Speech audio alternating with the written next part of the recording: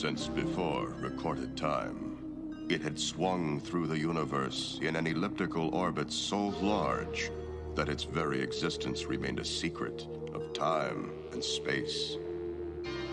But now, in the last few years of the 20th century, the visitor was returning.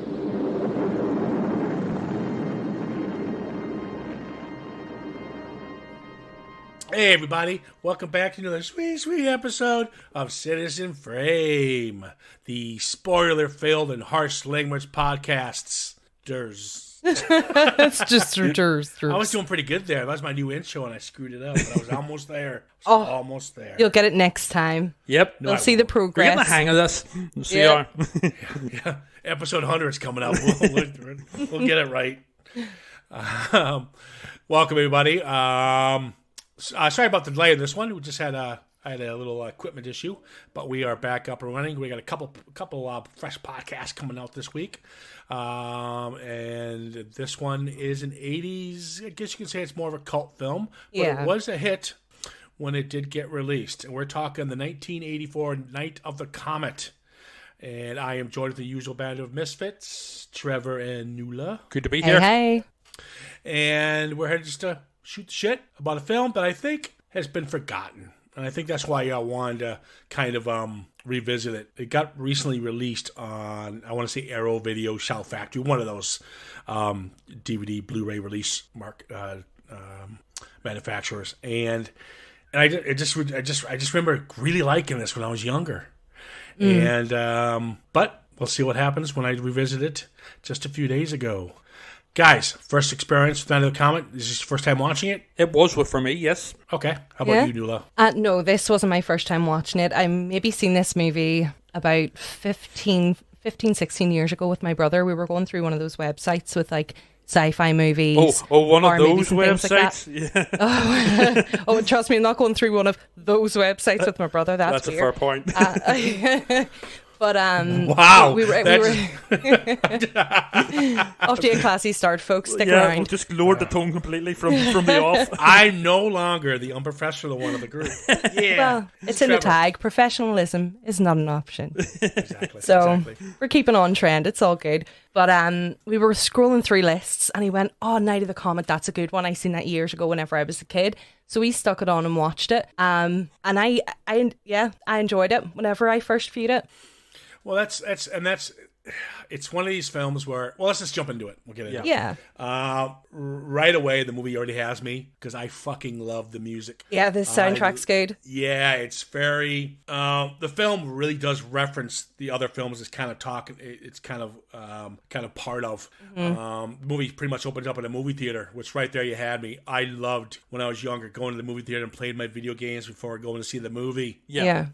And this film is pretty much knew what it was. It was a cult film. I mean, even in the mid '80s, this movie only cost $700,000 to make, and it made like $13 million. So that's pretty impressive. Wow, that is. It only had to double the budget of what Halloween did. And the great thing about it, it kind of played homage to the cults that the movie was kind of following. If you look in the movie theater, it had Tommy. It had Escape from New York, which is a cult film, believe it or not. Wasn't a hit. And Valley Girl. And the reason I bring up these two posters, particularly Valley Girl and Escape from New York, the movie itself plays on that. With Escape from New York, obviously isolated, trapped in a city. Apocalyptic. And then you had Valley Girl with that kind of pop ska it's a music. fusion of the two. Yeah, exactly. The music here is a lot familiar with what you got from Valley Girl, which I thought was clever and fun. Kind of marketing toward that's their core audience. Yeah. And of course, we're introduced to our heroine, Regina, played by the beautiful Catherine Mary Stewart. And I did IMDb here. She's still a little cutie. She's still acting consistently as well. She's still going, yeah. She yeah. was actually found out that she was the voice of Moira in Red Dead Redemption 2. So any Red Dead fans out there would recognise her voice. But I was also surprised, and I didn't really realise it, and I was like, oh my god, yes, she's the neighbour girl in The Last Starfighter. Yes. Yes. Yep. She was kind of, she, like I said, she's done okay for herself. Yeah. But she was the poster child of the next big thing. Now she kind of just disappeared, and now she just does jobs here and there. Yeah, she's more of a jobbing actress. Although there was, I think at one point in her career in the 80s, there was that potential to hit the big time. Mm-hmm. Yeah, exactly. With this and Last Starfighter, yeah, she just kind of went her own way. Nothing wrong with that. Like I said, she's had a pretty successful career, but it's nice to see her anyway. Yeah. This film pretty much has only a few couple locations. Okay, one big one, which is L.A. Yeah. The film is pretty much geared around toward a comet. Everyone's going outside to see the comet. Everyone's excited. Anyone who was outside when the comet passed all turned to dust. Anybody who was enclosed, it'd have to be in a steel area, like a storage room or whatnot.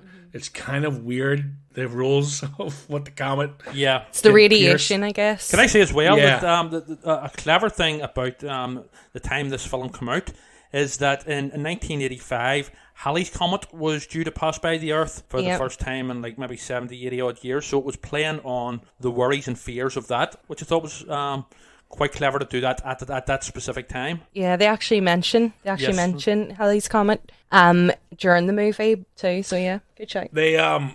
There's three different characters in this one. You have Regina, you have Samantha, and you have Hector. That's all you really need to know. And then you got the CDC guys or whatever they are. Those are the three main characters. And I don't know if you... I know you will, Trevor, in 2 seconds flat when I mention this movie. The film reminded me so much. So when the comet hits, she ends up spending the night with her boyfriend inside the projection booth. Yeah. Which he makes a comment. It's all steel barrier from the olden cinema days, whatever it says. So they were in a steel booth, sarcophagus, I guess you could say, and then they were okay. That's why they were able to survive it. And so when she walks out and the boyfriend is killed by the zombie man, the people who are somewhat exposed to it, who are maybe somewhat isolated, they turn eventually. Yes. They start decaying and becoming zombies, a zombie-esque character. Anyways, she runs out and she quickly finds out that something's going on. That's one thing I like about the film. It's fast-paced. It's 10 minutes. She already knows what's going on. But she walks out and she's in the middle of L.A. and it's just her. And they shot this early in the morning to be able to get these shots in L.A. It reminded me, and I love this film, Charlton Heston's movie called The Omega Man. Oh, The Omega Man, 100%. Yeah, which has obviously been retold 300 times. Yeah, I Am Legend. Yeah. Yep. But didn't you guys get that feel? The opening scene of Charlton Heston driving his car through L.A. all by himself? Well, not just that. A lot of... It's very homage to that. Yeah, a lot of science fiction horror films have done something similar, including the likes of Day of the Triffids, 28 Days Later. Oh, Whenever Cillian Murphy is walking through deserted London and stuff. So good. Regarding Night of the Comet, I love the visuals of the red sky after everything had went to shit, and that desolate, barren wasteland. It was once this totally vibrant city, and it's now this just a complete sort of apocalyptic Mad Max type scenario. Mm-hmm. It is. It's and like I mentioned in the beginning, they have £700,000 budget, so they have nothing to work with here. So obviously, quick camera tricks and stuff like that, and to be able to get that red sky look, and to be able to get those nice shots with the desertion of LA is pretty sweet. Yeah, you really feel like the emptiness of it. They did such a good job at that, and even like the slight echo you hear when they're speaking. Mm-hmm, definitely. And kind of cool as well. Yeah. In a warp sort of way, So then we're introduced to Samantha, which is Regina's kid sister, who I think actually, we always talk about character arcs. I think she has the best arc of all the characters, and actually she's the only one who really has one, to be fair. Yeah. She's the young jealous sister because her older sister Regina is hot and gets all the guys. Mm-hmm. And that plays. What about the stepmother? She's a fucking bitch, isn't she? Doris? Yeah, I was going to mention. Yeah, before everyone dies, she gets into a fight with the stepmother Samantha, and Regina. Yeah, is still in the movie theater, obviously. So the mother, she slaps the stepmother, then she slaps her, and then she punches the daughter. Yeah, and she goes tumbling. It was this kind of what I liked about the scene is the actress. She's playing off the stepmother, being kind of a little smart ass. Yeah. But the stepmother's just as bad. But the stepmother clocks her. I mean, we're talking punches her, and she flies over the couch. Yeah. And her reaction's brilliant because at the end of the day, her reaction, she's just a kid. If you look at her, the way she gets up and she touches her lip and it's bleeding, she almost like pouts. Yeah, like a little and girl. the actress was older who played that part, and she really sold it that she's just a kid. Yeah. You know, unlike that fucking bitch who was like 50 playing the 12-year-old. And She was having an affair with a neighbor as well. Yep. So I like the introduction to Samantha's character, and she's the one I kind of cling to for most of the film. So when they get together, they end up going to this. Again, the next location is this. What is it? They hear this radio broadcast. The radio station, yeah. Yeah, so they think there's somebody alive. They think there's a DJ, out there. Turns out it's just a recording. Lazy DJs, huh? Yeah, Believe exactly. Well, hell, we're not. Well, yeah, we're live. We're not lazy. Exactly. Yeah. Reminds me This of is coming out recording to from you home anytime. during the We're lockdown on my live. radio show. We're not lazy. Yep. We're live. We're not lazy. Well, recorded as live. I know, but Fuck it, we'll do it live. oh my God, guys, nobody gets my humor anymore. Nobody gets my humor. I do. I I hope gotcha. I hope our listening audience understood my joke. Yes. Yes. Yes. I did. I definitely did. thanks. Yeah. I want to get canned laughter. We talked about that. Maybe somebody laugh at my jokes. Citizen Frame was recorded in front of a live studio audience. Yeah, exactly. We'll get Colin and Chris and stuff to do it, whenever they're not on the podcast, and then I'll do it whenever I'm not on. Yeah. Yeah, that's the problem. You guys still won't laugh at my jokes. We tumbleweed. Yeah, damn it. Yeah, so they meet this other guy, Hector, and you can always see already Regina and Hector are kind of hitting it off. It's a really bad relationship. It's so corny and stupid, but I'm so going quick. with it. Yeah. But you know what, though? For any Star Trek fans out there, this Robert Beltran. is Chakotay Yes. from Star Trek Voyager, folks. A young Chakotay. Yeah. So if you're into that, watch this movie. Yeah, I did look him up. I did see that. That was his big credit, claim to fame. And he tells them that, listen, you girls stay at the radio. I got to go to San Diego and see my mom. I have to do it. I have no choice. And they go, you come back, right? I know, girl. I love you. I was like, what the fuck? Whatever. Well, what it has it's to be been said 10 about minutes. this film as well is that it's a cult classic Christmas film. It is. Yeah, there's so many Christmas songs. Yeah, well, it's set at Christmas, and he even dresses as Santa. Santa? Hector. Yeah. Oh, is that why he was dressed as Santa? Yeah, it's set on like Christmas Eve or something. Yep. Oh, I didn't catch that. He was coming to bring her Christmas presents, Regina, whenever he realised that they weren't there. And that's why the kids were off to see Santa later in the movie. All right. Mm-hmm. Well, okay. So he makes this big speech that I have to go see my mom. I have to make make sure my mom's okay. So he goes to his mom's house. And he walks in, and this little neighbor kid attacks him. He's like a zombie because he got. I love this. turned. And he's The way he running around just the neighborhood slammed the door in the kid's face. He opened it and went, nope. But what happened to the mom? God knows, she's probably Dead. dust. Well, Titty I bread. know that, but for this big build up, I gotta go see my mom. He pretty much, and he shows after you realize he obviously survives the kid chasing him. We cut to he's coming back and he's in a Santa outfit, but yet where's the sadness of losing his mom that he was so dying to get? The problem, the main problem I had with this film, and I think it's due to a lack of budget, which I totally appreciate and understand. However, there was a lot of stuff lacking. Like there was a lack of zombies. The sort of half zombie mutant type, young guys who invaded the radio station were a bit ropey, and it's essentially a poor man's Dawn of the Dead. The original Dawn of the Dead. There's a lot of stuff lifted directly from Dawn of the Dead. However, I appreciate that a lot of this is down to probably a lack of budget. So they obviously had to make do with what they had. Yeah, they needed more extras in order for that to work. But let's talk about the gang scene, which is probably my favorite scene in the film. That's when the two girls are waiting for Hector to come back. They decide they're going to go shopping. Mall. Let's go to the mall and go shopping. And the stock team all slowly turned. They have taken over the store. And there's a really corny fight scene, but it's funny. I don't know why. It reminded me of the old, what it reminded me of?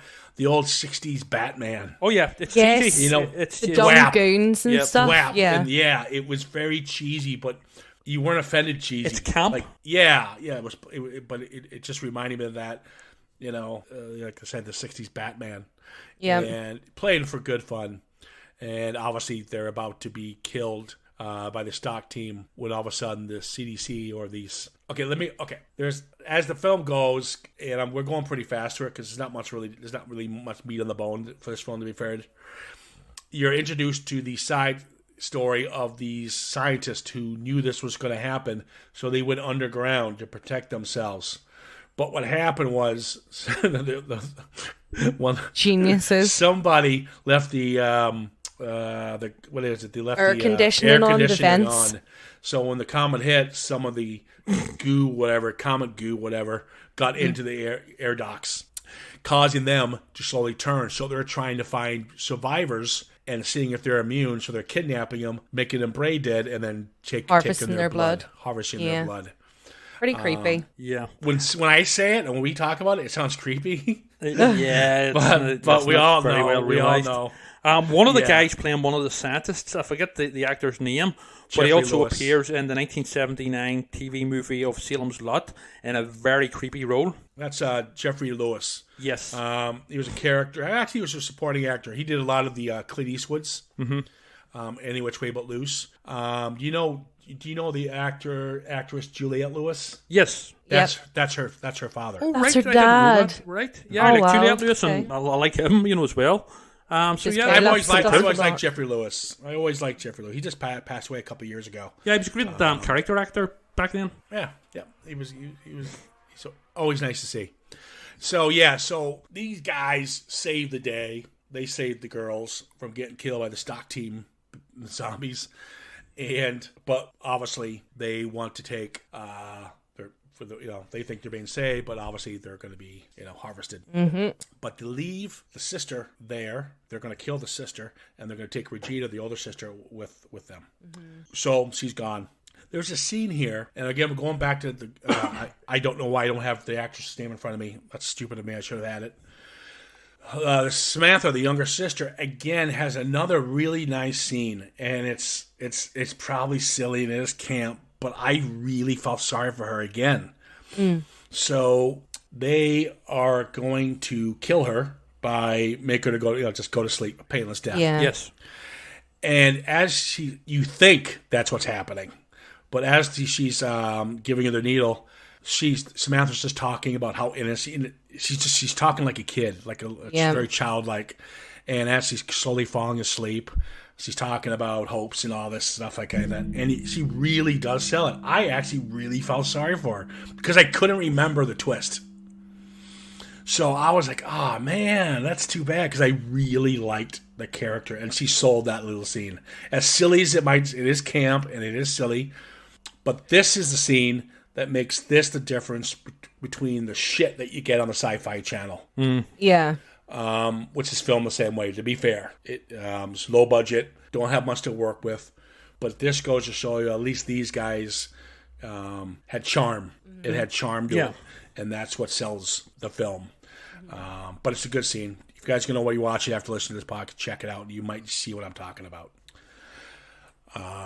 Hector shows up in the Santa outfit, and it turns out that Samantha was not injected by anything. It was just probably some sleeping goo.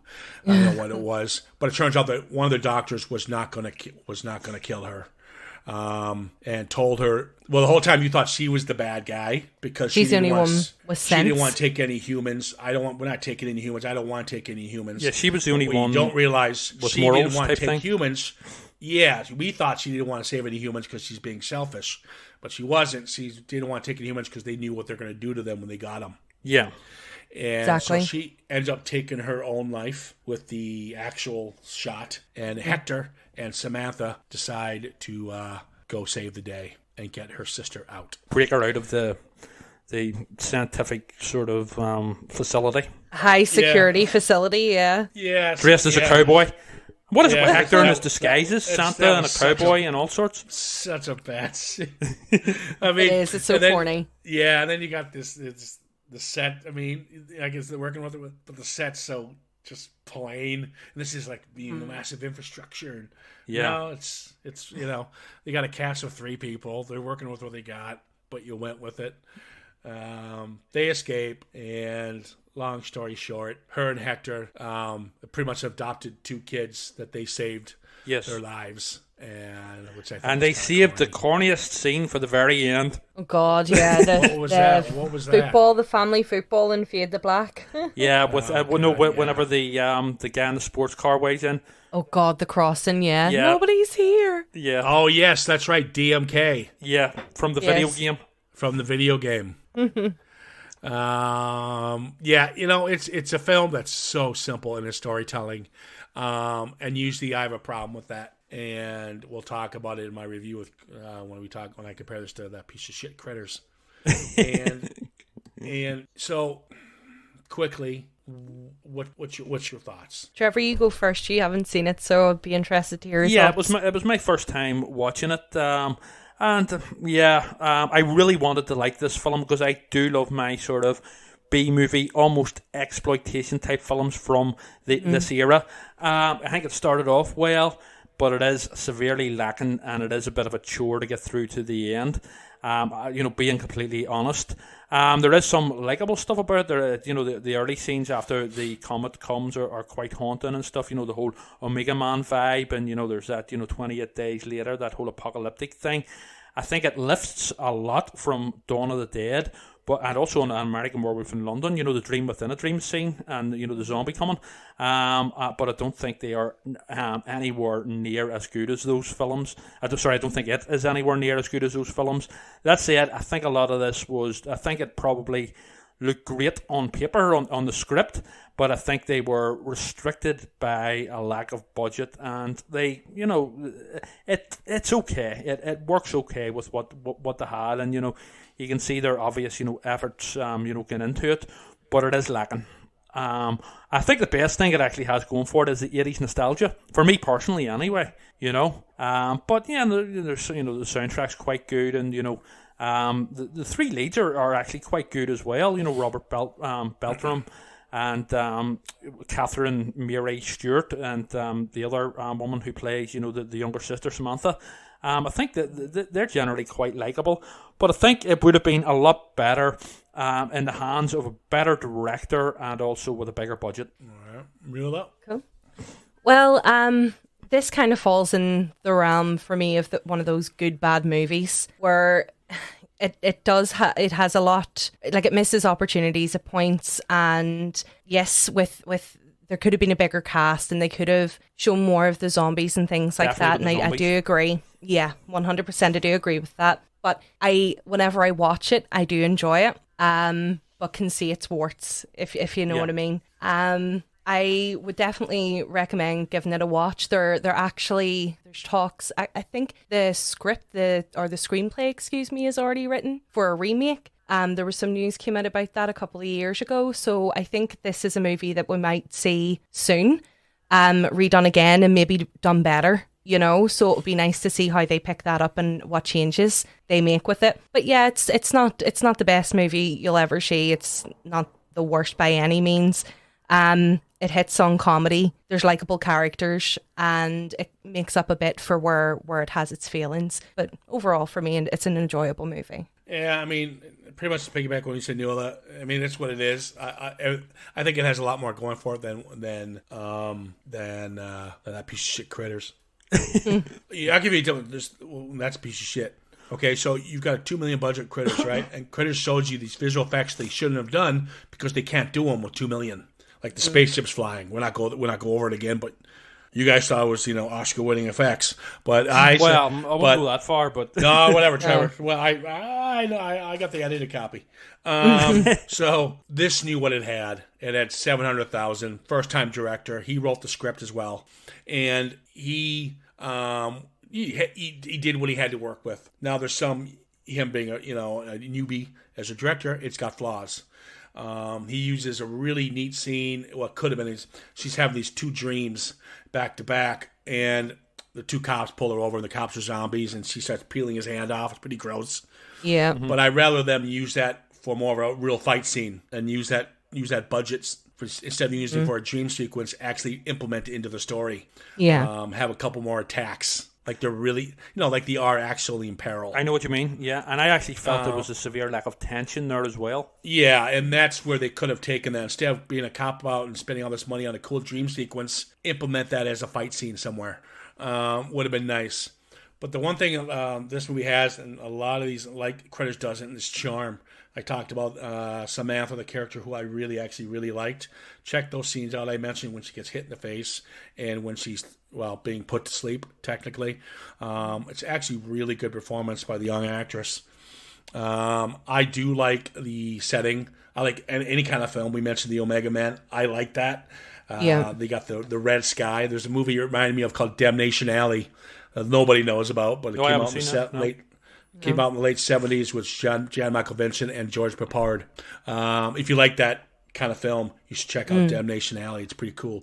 Big killer scorpions. Cool. Big killer cockroaches. And of course, the 80s nostalgia. So it's got the music, which I absolutely love. I actually, for the podcast, I'm trying to find the score for it. I couldn't find anything.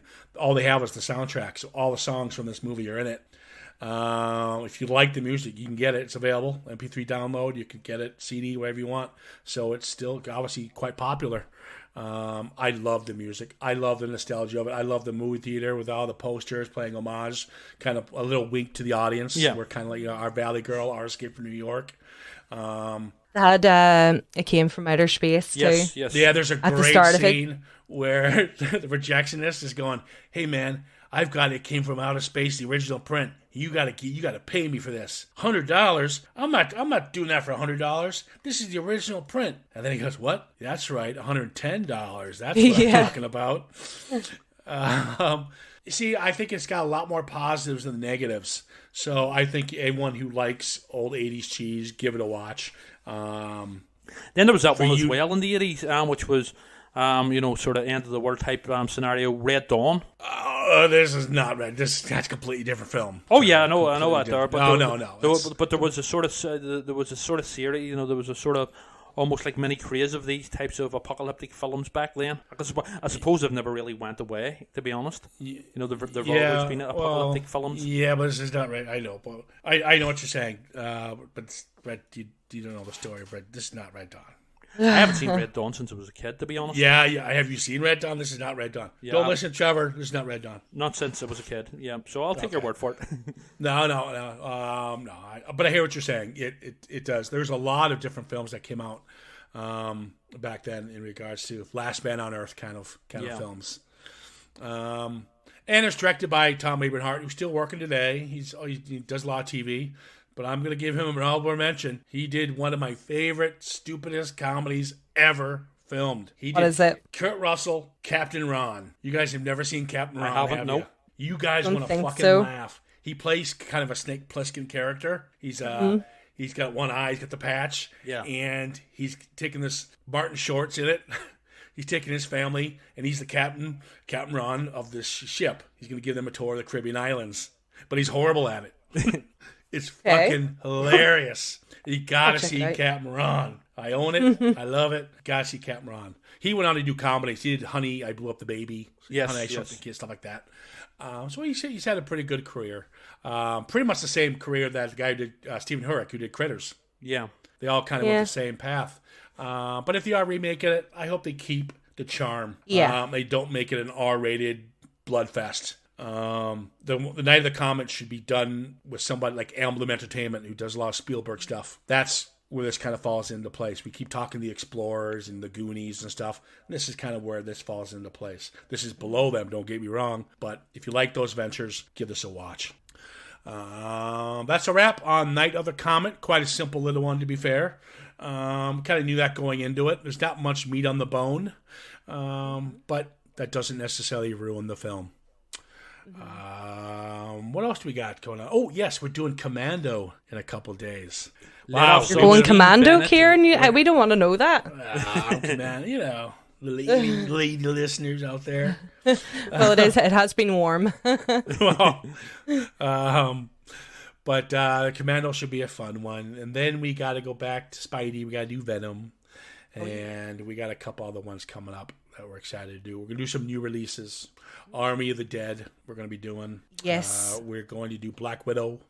And we're going to do, and then we're going to hit. Yeah, I put this one on the list because I want to teach Trevor something. Go ahead, yeah. Okay? Because the greatest movie ever made, I'm not even going to say the name because I fucking hate it. That cannot be mentioned. Yes, I will not mention it again. But we're going to do a movie called Shape of the Water, which won the Oscar for Best Picture. Yeah. It's the second horror film to win the Oscar. I've seen The Shape of Water, yeah. It's very good. A true H.P. Lovecraftian tale. Yeah. Well, there's Creature from the Black Lagoon and stuff going on there as well. Yeah, of course. Yes. But have you seen it, Nuala? I don't think so, no. Guillermo del Toro. It's a fairy tale. Yeah. Oh. So you will like it. Yes, I have seen clips of this.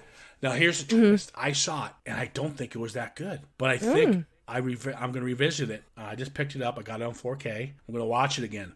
So, obviously, I want Trevor's influence because of his love for Lovecraft. No problem. And I want your influence because of your love for fantasy. Okay, I'm dying. So, you guys would be the perfect, people to... Yeah, bounce off. Bounce off thoughts. And so, we got that coming up. And... not much more. We got a bunch of new followers, so welcome to everybody. We keep getting a series of downloads. We absolutely do appreciate it.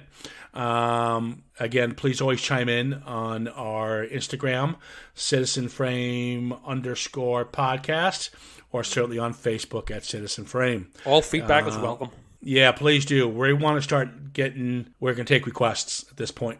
Yeah. So if you have something you want to hear, something that's not what we just did, or something that we, something maybe outside the box, or a film that no one's ever heard of, kind of like Night of the Comet, maybe something you like. Oh, I like this one. Can you do that? We rather do a film we haven't seen. So absolutely, that'd be kind of fun. So throw something at us. We'll certainly take that on board. We are gonna end this one pretty nice, little quiet one. I kind of like that. Guys. Thank you for joining me. Thanks for having us. Always great to be here. And we do have to do one little massive shout out, and that is to our co-host tonight, Nuala. Yes. Congratulations on this Saturday coming up. You will be getting married. Hitched. Massive congratulations, Nuala. Thank you. Thank you to so you much. and the future husband. I'll let him know. I gotta send him a grievance notice or something. Poor guy. It's been a long time in the making. He's stuck with me for 15 years, so he thought, may as well. Let's make it official. Yeah. Let's make it official, eh? Fair play. But yes, thank you so much. I can't wait. All the greatest of happiness in the future. Thank you so much. Happiness and a lot of cake. That's what we're planning for. That's what it's all about. Weddings, cake. Heck yeah. Listen, everybody, thank you so much for listening to us. You take care of yourselves. I hope you enjoyed Night of the Comet. We'll be back in a couple days with Commando. You guys all have a good one. Take care of yourselves.